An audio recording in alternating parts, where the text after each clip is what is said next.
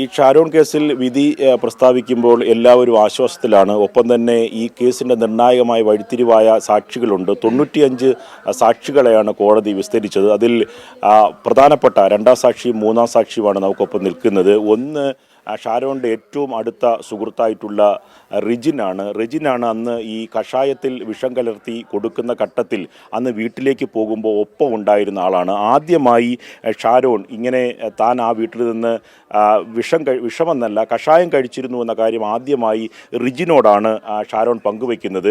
വരുന്ന വഴി ഷാരോൺ ഛർദ്ദിക്കുമ്പോൾ നീല നിറത്തിലുള്ള പച്ച നിറത്തിലുള്ള ഒരു ദ്രാവകം പുറത്തേക്ക് പോയി. അപ്പോൾ തന്നെ സംശയം തോന്നിയിരുന്നു. റിജിന് ഈ കേസുമായി ബന്ധപ്പെട്ട കാര്യങ്ങൾ നമ്മളോട് പങ്കുവയ്ക്കും. അത്രയേറെ അടുത്ത സൗഹൃദ ബന്ധമുണ്ടായിരുന്നു ഷാരോണുമായി. എപ്പോഴും ഒന്നിച്ച് സഞ്ചരിക്കുമായിരുന്നു. അത് സംബന്ധിച്ച് ഈ കേസുമായി ബന്ധപ്പെട്ട് രണ്ടാം സാക്ഷി കൂടിയാണല്ലോ. എങ്ങനെയാണ് ഈ വിധി വരുമ്പോൾ ഷാരോണിൻ്റെ ഈ സംഭവത്തിൽ റിജിൻ്റെ അനുഭവത്തിൽ നിന്ന് പറയാനുള്ളത്? എപ്പോഴും നമ്മളൊക്കെ ഒരുമിച്ചാണ് പോകുന്നത്. എവിടെ പോയാലും ജോലിക്കായാലും കാറ്ററിംഗ് ആയാലും പള്ളിയിലും ഒരുമിച്ചാണ് പോയിരുന്നത്. ഒരു അവനും അവളെ നന്നായിട്ട് വിശ്വസിച്ചുണ്ടായിരുന്നു. ലാസ്റ്റും ഹോസ്പിറ്റലിൽ കിടക്കുമ്പോൾ മരിക്കുമെന്ന് വിചാരിച്ചില്ല. അപ്പോഴും അവളെ വിശ്വാസമുണ്ടായിരുന്നു. അപ്പോൾ ഇപ്പോൾ വിധി വന്നപ്പോൾ ഇത് കോടതി നന്ദി പറയുന്നുണ്ട്. ഈ അന്നത്തെ തെളിവിൽ ഏറ്റവും പ്രധാനപ്പെട്ട കാര്യം റിജിൻ്റെ ഒരു മൊഴിയാണ്. അതിനുശേഷമാണ് രക്ഷകർത്താക്കളോട് ഈ കാര്യത്തിൽ അച്ഛനോട് ഇത് പറയുന്നത്. മജിസ്ട്രേറ്റിനോട് പോലും രഹസ്യമൊഴിയിൽ ഷാരോൺ ഇത് പറയുന്നില്ല. പക്ഷേ ഈ തരത്തിൽ പച്ചതരത്തിലുള്ള ദ്രാവകം ഛർദ്ദിച്ചു എന്ന കാര്യം റിജിൻ്റെ മൊഴിയാണ്. എത്ര മണിക്കൂർ ആ വീട്ടിൽ ഗ്രീഷ്മയുടെ വീട്ടിൽ ചിലവഴിച്ച് കാണും? ഒരു 25 മിനിറ്റ് ചിലവഴിക്കുകയാണ്. അപ്പോൾ പുറത്ത് കാത്തു നിൽക്കരുത്, അടുത്തായിരുന്നു. ഞാൻ കുറച്ച് കാത്തിരിക്കുകയായിരുന്നു. ഈ ഗ്രീഷ്മയുമായി ബന്ധപ്പെട്ട പ്രണയബന്ധത്തിൻ്റെ കാര്യങ്ങളും ഇവർ തമ്മിലുള്ള ഒലച്ചിലോ ഇങ്ങനെ ഒഴിവാക്കാൻ പോവുകയാണെന്നോ മറ്റ് ഒരു വിവാഹം നിശ്ചയിച്ചു അതിൻ്റെ ഒരു ആത്മസംഘർഷമൊക്കെ ഷാരോൺ അനുഭവിച്ചിരുന്നു. അതെങ്കിലും പങ്കുവച്ചിരുന്നു? ആദ്യം നല്ല റിലേഷൻഷിപ്പ് ആയിരുന്നു. അപ്പം ബ്രേക്കപ്പ് ആയെന്ന് പറഞ്ഞിട്ടുണ്ടായിരുന്നു. എന്നിട്ട് അവളായിട്ട് തന്നെ ഇങ്ങോട്ട് പിന്നെയും വന്ന് റിലേഷൻസ് ആയെന്ന് പറഞ്ഞിട്ടുണ്ടായിരുന്നു. അപ്പോൾ ഇത്തരം കാര്യങ്ങളെല്ലാം കോടതിയിൽ സാക്ഷിമൊഴിയിൽ റിജിൻ പറഞ്ഞായിരുന്നു? ഞാൻ പറഞ്ഞിട്ടുണ്ടായിരുന്നു. അപ്പോൾ ഈ കാര്യങ്ങളിൽ അന്നത്തെ സംഭവങ്ങൾ പൂർണ്ണമായി കോടതി ചോദിച്ചറിഞ്ഞു? അന്ന് നടന്ന പോയതും വന്നതും എല്ലാം പറഞ്ഞിട്ടുണ്ടായിരുന്നു. അത് കഴിഞ്ഞിട്ട് ഈ അസ്വസ്ഥത പ്രകടിപ്പിച്ച് വീട്ടിൽ ആക്കിയല്ലോ. അതിനുശേഷം റിജിനോട് വീണ്ടും എന്തെങ്കിലും തരത്തിൽ ഷാരോൺ ബന്ധപ്പെട്ടിട്ട് അന്ന് ഈ കഴിച്ചതിൻ്റെ ഭാഗമായിട്ട് എനിക്ക് അസ്വസ്ഥതയുണ്ട്, അന്ന് കഴിച്ച ദ്രാവകമാണോ പ്രശ്നം, അങ്ങനെ എന്തെങ്കിലും പങ്കുവച്ചിരുന്നോ? അന്ന് ഞാൻ വൈകുന്നേരം ചോദിച്ചായിരുന്നു. അപ്പോൾ ഹോസ്പിറ്റലിലൊക്കെ പോയി അച്ഛൻ്റെ വീട്ടിലാണ് പിന്നെന്ന് പറഞ്ഞു. പക്ഷേ ഇത് രണ്ടാമതൊരു കൊലപാതകമാണെന്ന കാര്യത്തിലുള്ള സൂചന എന്ന് പറയുന്നത് അന്നത്തെ സംഭവമാണ്. അതിൽ റിജിൻ അന്ന് പറഞ്ഞ കാര്യമായിരിക്കും അല്ലേ? തീർച്ചയായും റിജിൻ പറഞ്ഞത് അതാണ്. ഒപ്പം തന്നെ ഈ ഷാരോണിൻ്റെ സഹോദരൻ കൂടിയായിട്ടുള്ള അടുത്ത ബന്ധു കൂടിയായിട്ടുള്ള സജിൻ കൂടി നമുക്കൊപ്പം ചേരുന്നുണ്ട്. ഇതുമായി ബന്ധപ്പെട്ട പല കാര്യങ്ങളും നേരത്തെ റിജിൻ പറഞ്ഞത്. സജിൻ എത്രാമത്തെ സാക്ഷിയാണ് ഈ കേസിൽ? മൂന്നാമത്തെ സാക്ഷി. നമുക്ക് നിൽക്കുന്ന റിജിൻ രണ്ടാമത്തെ സാക്ഷിയാണെങ്കിൽ സജിൻ മൂന്നാമത്തെ സാക്ഷിയാണ്. ഈ കേസുമായി ബന്ധപ്പെട്ട് ഷാരോൺ പങ്കുവെച്ച എന്ത് വിവരമാണ് കോടതിയിൽ വ്യക്തമാക്കിയത് സജിൻ? ഇന്ന് ഈ കഷായം കൊടുത്തു എന്നുള്ള സംഭവത്തിൻ്റെ ഒരു ചേട്ടൻ ഞങ്ങളോട് പറഞ്ഞത് ഇത് ഫ്രൂട്ടി കുടിച്ചെന്നാണല്ലോ. സോ നമ്മളതിൽ സാറ്റിസ്ഫാക്ഷൻ അല്ലായിരുന്നു. അപ്പോൾ അന്ന് ഞാൻ ഡോക്ടർ ഇങ്ങനെ പറഞ്ഞു ഉള്ളിലെന്തോ മാരകമായിട്ട് പോയിട്ടുണ്ട്, സോ അന്വേഷിക്കണമെന്ന് പറഞ്ഞിരുന്നു. അപ്പോൾ അന്ന് ഞാൻ രജിനെയാണ് ആദ്യം കോൺടാക്ട് ചെയ്തത്. അപ്പോൾ രജിനാണ് പറഞ്ഞത് ഇങ്ങനെ പോയപ്പോൾ സംഭവം നടന്ന കാര്യങ്ങൾ എന്നോട് പറഞ്ഞു. അപ്പോൾ ഞാൻ ഉടനെ ഗ്രീഷ്മേനെ വിളിച്ചു. ഗ്രീഷ്മേനോട് പറഞ്ഞു ഇങ്ങനെ കഷായം കൊടുത്തു, കയ്പ് മാറാൻ വേണ്ടി ഒരു ഫ്രൂട്ടി അതും കൊടുത്തു എന്ന് പറഞ്ഞു. സോ ഞാൻ ചോദിച്ചു അതിൻ്റെ ഫോട്ടോ എന്തെങ്കിലും അയച്ചു തരാൻ പറഞ്ഞു. ഇപ്പോൾ അയച്ചു തന്നത് ഒരു ഗൂഗിളിൽ നിന്ന് എടുത്ത ഒരു സ്ക്രീൻഷോട്ടാണ്. അന്ന് ആ സമയത്തൊക്കെ നമ്മൾ പുറത്തോട്ടിട്ടുണ്ടായിരുന്നു ആ ഫോട്ടോയും എന്നിട്ട് കയ്പ് മാറാൻ വേണ്ടി കൊടുത്ത മാസ എന്ന് പറഞ്ഞൊരു ജ്യൂസിൻ്റെ ഒരു ഫോട്ടോ അതും അയച്ചു തന്നു.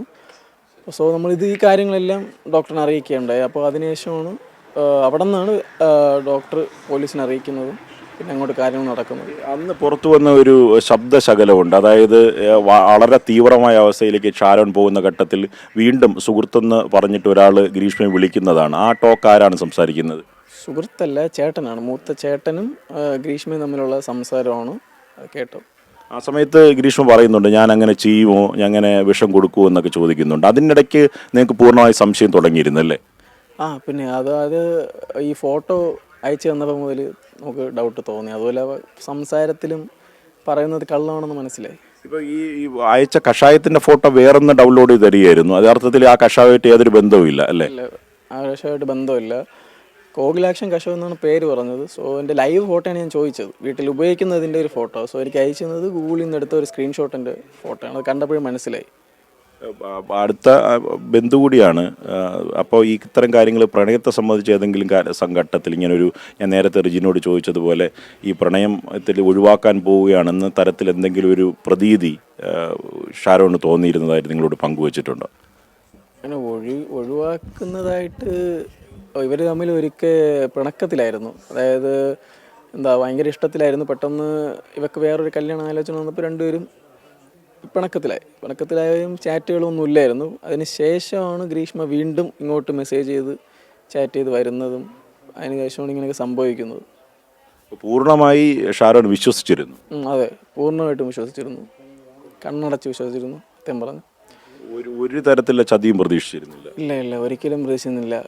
അത് എന്താ പറയുക, ഇപ്പോൾ ഒരുമിച്ചാണ് നടക്കുന്നത്.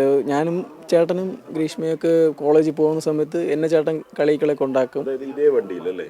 ഈ ബൈക്കിൽ, ഈ ബൈക്കിലാണ് പോകുന്നത്. അന്ന് പോകുന്നത് ഇതേ വാഹനത്തിലാണ്? ഇതേ ബൈക്കിലായിരുന്നു. അപ്പം നിങ്ങളെ ഇതിലേക്ക് പഠിക്കാൻ വേണ്ടി പോകുമ്പം എന്നെ കളികളെ കൊണ്ടാക്കിയിട്ട് ചേട്ടനും ഗ്രീഷ്മയും ബസ്സിൽ കയറി ഒരുമിച്ചാണ് പോകുന്നത്. അപ്പോൾ ഞാൻ കാണുമായിരുന്നു. പിന്നെ ഗ്രീഷ്മയും ഞാനും തമ്മിൽ സംസാരിക്കുമായിരുന്നു. അങ്ങനെ ഒരുപാട് കാര്യങ്ങൾ നമ്മൾ ഒരിക്കലും പ്രതീക്ഷിച്ചില്ല ഇങ്ങനെയൊക്കെ സംഭവിക്കുമെന്ന്. ആ സമയത്ത് പിന്നീടാണ് ഹോസ്പിറ്റലിൽ നിൽക്കുന്ന സമയം മുതലാണ് എനിക്കും സംശയം തോന്നി തുടങ്ങിയത്. കോടതി തന്നെ ഇന്ന് വിധി പ്രസ്താവത്തിൽ പറഞ്ഞത് സമർത്ഥയായ കൊലയാളിയാണെന്നാണ്. അതായത് സ്നേഹിച്ച ആളിനെ വഞ്ചിക്കുകയും വിളിച്ചു വരുത്തി കൊല ചെയ്യാനുള്ള എല്ലാം ആസൂത്രണം ചെയ്തൊരു പ്രതിയാണെന്ന്. അപ്പം ഈ പറഞ്ഞ ഷാരോൺ അത്രയും ഉള്ള ഒരാളിനെയാണ് അത്രയും പ്രണയബന്ധത്തിൽ വിശ്വസിച്ചിരുന്നത് അല്ലേ? അതെ, ഇപ്പോൾ എന്താ പറയുക, ചേട്ടൻ്റെ സ്നേഹത്തിലാണ് അവൾ വിഷം കലർത്തി കൊടുത്ത് കൊന്നത്. ഷാരോണിൻ്റെ ബന്ധുവും ഒപ്പം തന്നെ അടുത്ത സുഹൃത്തുമാണ് നമ്മോട് ഈ കാര്യങ്ങൾ വ്യക്തമാക്കിയത്. ഈ ഷാരോണും സുഹൃത്തും അവസാനം ഈ പറഞ്ഞ വിഷം നൽകുന്ന ദിവസം ഗ്രീഷ്മയുടെ വീട്ടിലേക്ക്, തമിഴ്നാട്ടിലുള്ള തമിഴ്നാട് അതിർത്തിയുള്ള വീട്ടിലേക്ക് പോയ ബൈക്കാണ്. ഈ ബൈക്കിലാണ് ഇവർ രണ്ടുപേരും, അനുജനും ഒപ്പം തന്നെ ഈ റിജിനും സുഹൃത്തും ഒന്നിച്ച് സഞ്ചരിച്ചിരുന്നത്. അന്ന് ഈ വാഹനമാണ് പുറത്ത് പാർക്ക് ചെയ്ത ശേഷം ഇവർ കാത്തിരുന്നത്. ഏകദേശം 25 മിനിറ്റോളം റിജിൻ ഷാരോണിന് വേണ്ടി കാത്തിരുന്നു. തിരിച്ചു വന്ന ശേഷം ഇതേ വാഹനത്തിൽ ഒന്നിച്ചവർ യാത്ര തിരിച്ച് കുറച്ചു ദൂരം പോയപ്പോഴേക്കും വൊമിറ്റിംഗ് ഉണ്ടായി പുറത്തേക്ക് ഛർദ്ദിക്കുന്നുണ്ട് ഷാരോൺ. ആ ഘട്ടത്തിലാണ് ഈ പച്ച നിറത്തിലുള്ള ദ്രാവകമാണ് ഛർദ്ദിച്ചതെന്ന് റിജിൻ മനസ്സിലാക്കുന്നത്. ആ ഘട്ടത്തിൽ നിന്ന് ചോദിക്കുന്നു, എന്തെങ്കിലും കഴിച്ചു എന്ന് ചോദിക്കുന്നു. ആ ചോദിച്ചപ്പോൾ അവിടെ നിന്ന് ഇങ്ങനെ കഷായം കഴിച്ചു എന്ന് പറയുന്നു. അതിനുശേഷമാണ് ഇവർക്കെല്ലാം സംശയം. അന്നു മുതലുള്ള റിജിൻ്റെ സംശയമാണ്. ഈ കേസിലെ രണ്ടാം സാക്ഷിയാണ് റിജിൻ. ഒപ്പം തന്നെ സജിൻ ബന്ധു കൂടിയാണ്. സജിനും ഇത്തരം കാര്യങ്ങളിലെല്ലാം വ്യക്തമായി പരസ്പരം സംസാരിക്കുന്ന ബന്ധമുണ്ട്. അതുകൊണ്ട് കേസിൽ നിർണായകമായ ഈ മൊഴിയിലേക്ക് എത്തുന്നതും മാതാപിതാക്കൾക്ക് സംശയത്തിലേക്ക് എത്തുന്നതും ഈ സുഹൃത്തുക്കളുടെയും ബന്ധുക്കളുടെയും പ്രധാനപ്പെട്ട മൊഴിയാണ്. 95ഓളം പേരുടെ മൊഴി രേഖപ്പെടുത്തി. അതിൽ ഏറ്റവും നിർണായകമായത് ഇവരുടെ രണ്ടുപേരുടെ മൊഴിയാണ്. അത് സംബന്ധിച്ച വിശദാംശങ്ങളാണ് കൈരളി ന്യൂസിനോട് ഇവർ രണ്ടുപേരും പങ്കുവച്ചത്. സ്നേഹത്തിൻ്റെ പ്രണയത്തിൽ വിഷം കലർത്തി തൻ്റെ സഹോദരനെ കൊലപ്പെടുത്തി എന്നാണ് സജിൻ അല്പം മുമ്പ് കൈരളി ന്യൂസിനോട് അത്രയും സങ്കടത്തോടു കൂടി പറഞ്ഞത്. ക്യാമറമാൻ സജു കാഞ്ഞിരോൺ കുളത്തിനൊപ്പം നിർഭൻ ചക്രവർത്തി, കൈരളി ന്യൂസ്, തിരുവനന്തപുരം.